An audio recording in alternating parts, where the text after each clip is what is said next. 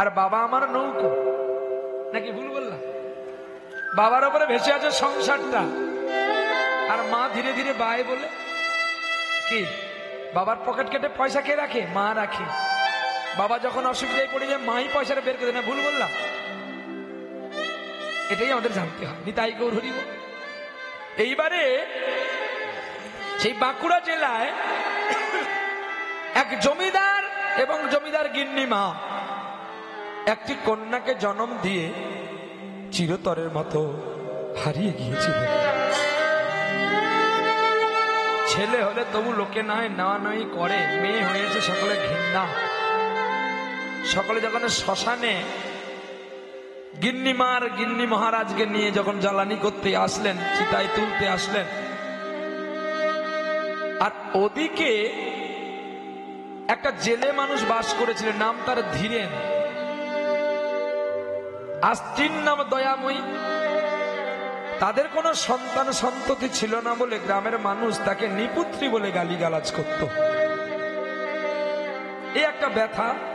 তাই স্বামীর হাত ধরে তারা বৃন্দাবনে চলে যাচ্ছে, আর থাকবে না। হেনকালে সকলে বলছে বাপ মা মরে গেল, মেয়েটা এখনো মরেনি। তখনই দয়াময়ী ছুটে গেছে ওই শ্মশানেতে। বলো না কাকে তোমরা মৃত্যুর জন্য বলছো? আমাকে দাও না গো, আমার তো কেউ নেই। ওই দয়াময়ী মা ওই মেয়েটাকে ভিক্ষা করে চেয়েছিল। আজ থেকে এই মেয়েটা আমার পরিচয় পরিচিতি পাবে, দাও আমাকে।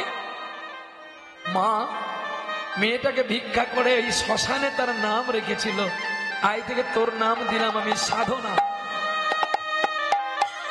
তোকে যখন আমি সাধনা করে পেলাম, তোকে যখন কামনা করে পেলাম, আজ থেকে তোর নাম দিলাম সাধনা। বাবাও আনন্দে চোখে জল এসে গেছে। বাবা বলছে দয়াময়ী একে মানুষের মতো করে মানুষ করব। ঠিক কিছুদিন গেল, সাধনার বয়স 5 বছর হয়ে গেছে, আর বুকের যন্ত্রণা করতে করতে সাধনার মা মারা গেল। ছুটে এসেছে সাধনার বাবা, জাল ফেলা বন্ধ করে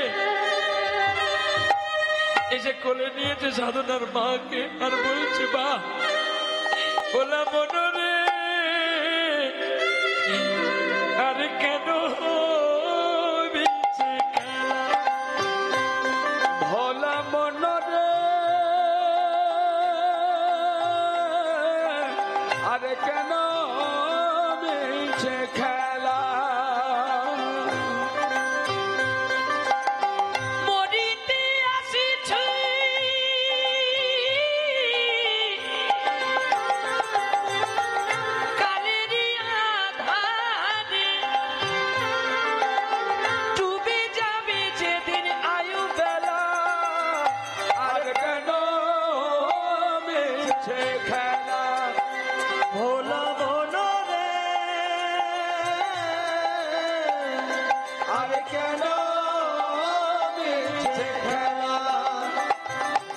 সংসারে আসিয়া ও তোরা কি কর্ম করিলি, ভাবিয়া ভাবিয়া গোরার নাম দিলি। স্বামী সরকারা গেলে ওর চোখুরে ফিরে নাম সাগরে বাদ ফেলা। আরে কেন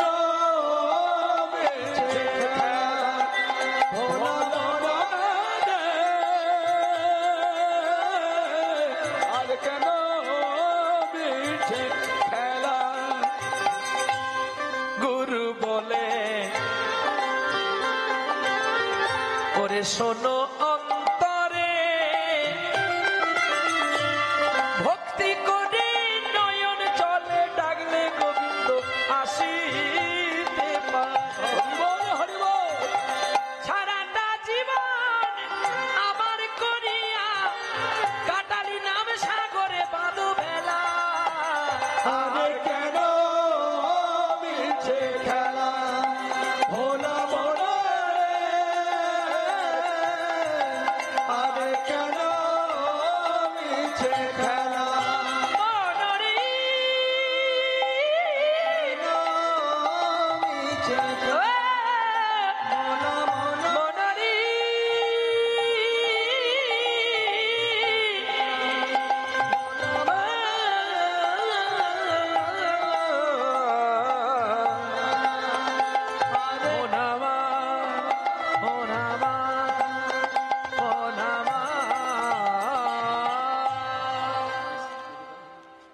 ধীরেন আর কেঁদে কি হবে, যে চলে যায় সে তো আর আসে না।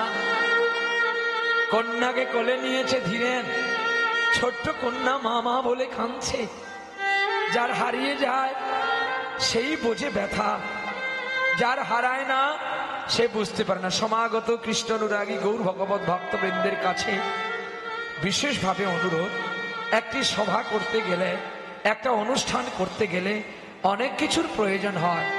আপনারা যদি যৎকিঞ্চিৎ যদি একটু ভিক্ষা দেন, আজকে কমিটি বাবুসোনারা ছুটে এসেছে, দেখো আঁচল নিয়ে তোমাদের কাছে যাবে, কেউ বইমুখ করবে না গো।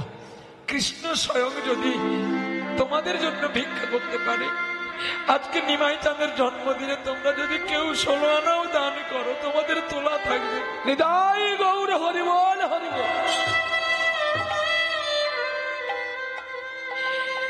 এখন নিমাই চাঁদ গুণ কথা বলতে বলতে চলছে গো। তাড়াতাড়ি আরো 2-4 জন বেরিয়ে পড়ো, আরো 2-4 জন আসো তাড়াতাড়ি। তাই 2-4 মিনিটের মধ্যে শেষ করে নিতে হবে, কারণ এগুলো ভাব জগতের কীর্তন তো, ভাব হারিয়ে গেলে পাওয়া যাবে না।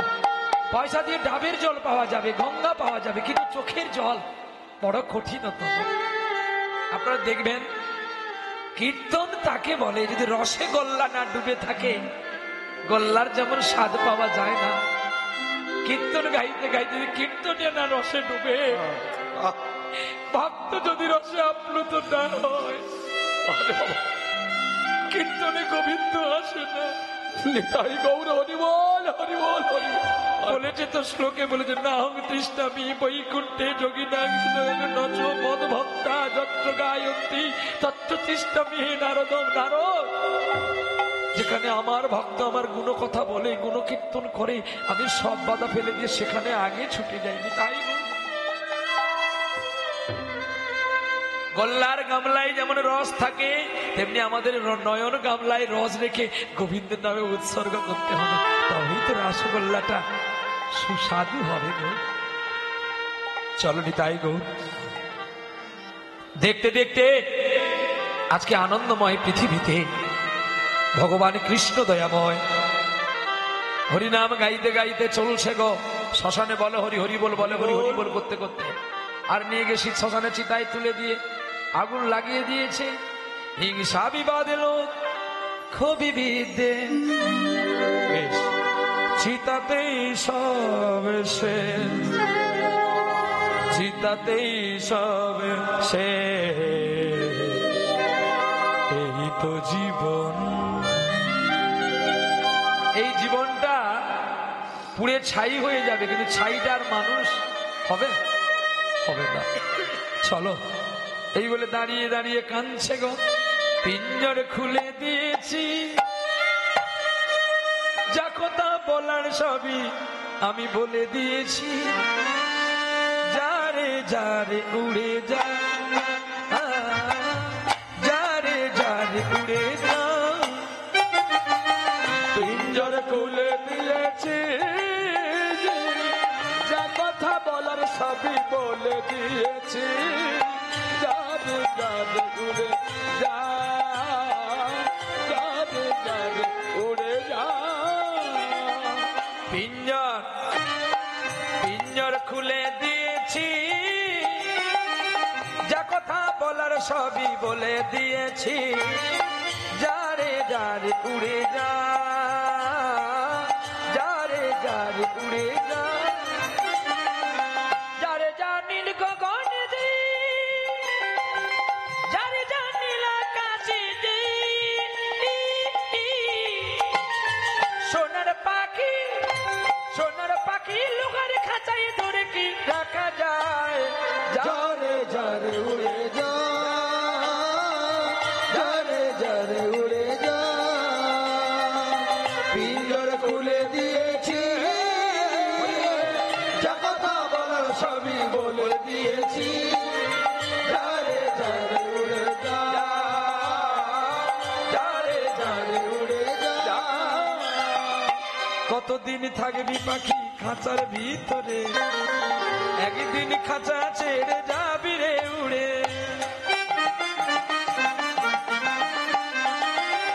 কতদিন থাকবি পাখি খাঁচার ভিতরে, একদিন খাঁচা ছেড়ে যাবি রে উড়ে।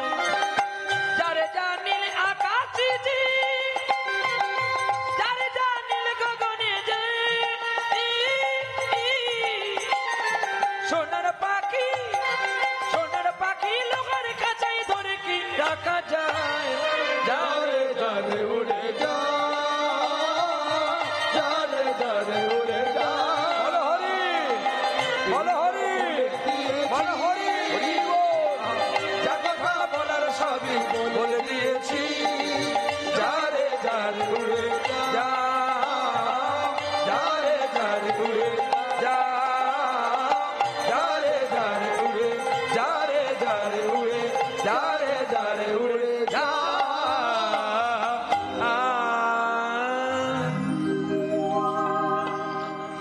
দেখতে দেখতে অনেকদিন কেটে গেল গো,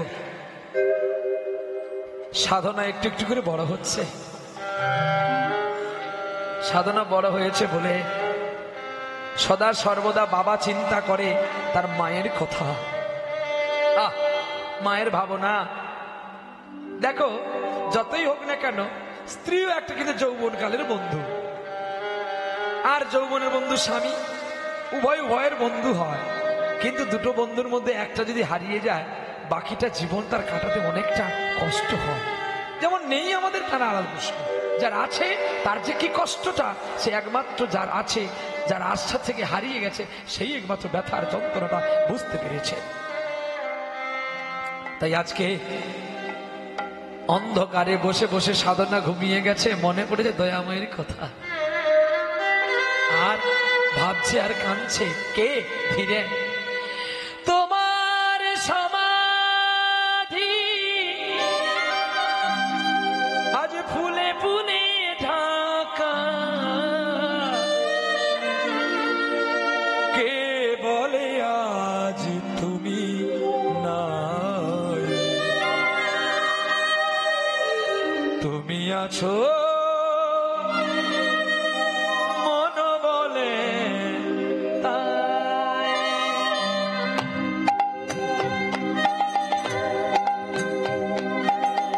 তোমার সমাধি ফুলে ফুলে ঢাকা, কে বলে আর তুমি না,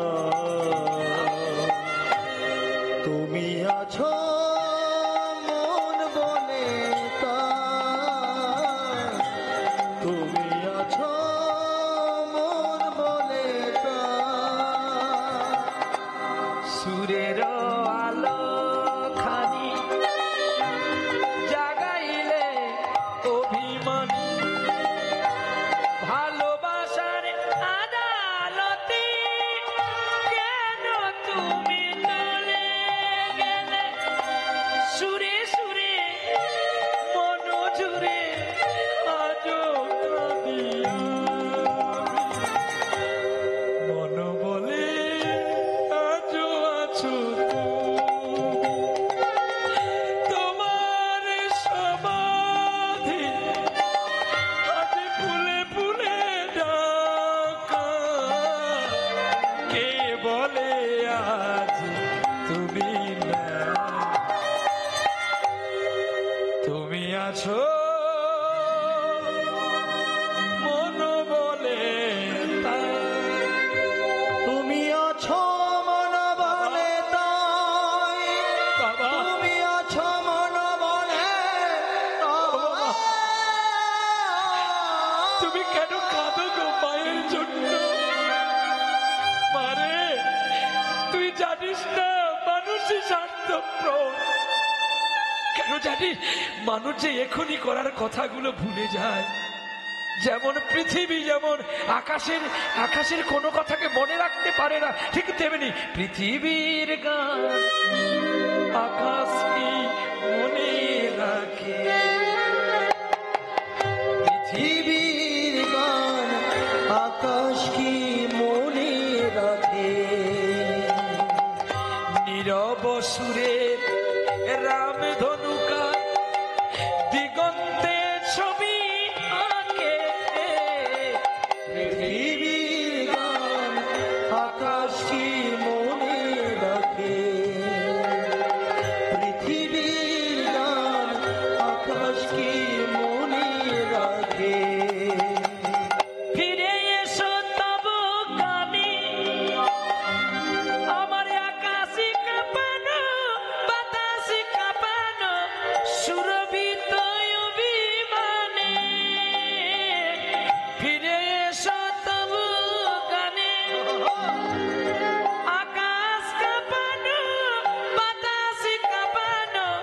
সুরবিতায় বিমানে নীরব সুরে রাম ধনুকার মনে মনে ছবি আঁকে।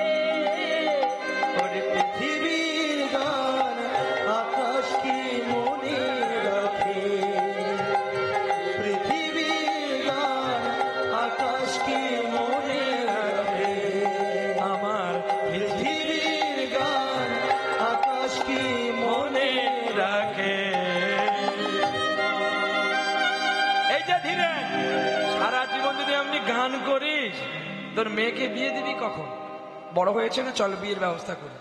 এই বলে রামনগর গ্রামের ওপারে, সেই শিলাবতী নদীর ওপারে একটা গ্রাম ছিল। সেই গ্রামে একজন জমিদার বাবু ছিল, নাম তার মানিকলাল। আর মানিকলালের একটাই পুত্র হীরালাল। আর হীরালালেরও মা নাই, আর সাধনারও মা নাই। দেখো দুজনে মিলে গেছে। এইবারে বলছে, দেখো তোমরা যে আমার মেয়ের বিয়ে দেবো তো সাধনাকে। কি রে সাধনা? হ্যাঁ, আরে হ্যাঁ না বলবি তো? একদিন তো যেতে হবে পরের ঘরে, সব দিন তার বাবার কাছে থাকলে হবে না। কি রে, এটা তোর আসল ঘর না সেটা আসল ঘর যেখানে যাবি? বলে কোনোটাই আসল নয় গো, দুটোই তো আমার নকল। কি গো মা, ভুল বললাম? কথাগুলো হয়তো প্রাণে বাজবে কথাগুলো, কিন্তু হিসেব করে দেখো এখন তুমি কার অধীনে আছো মা?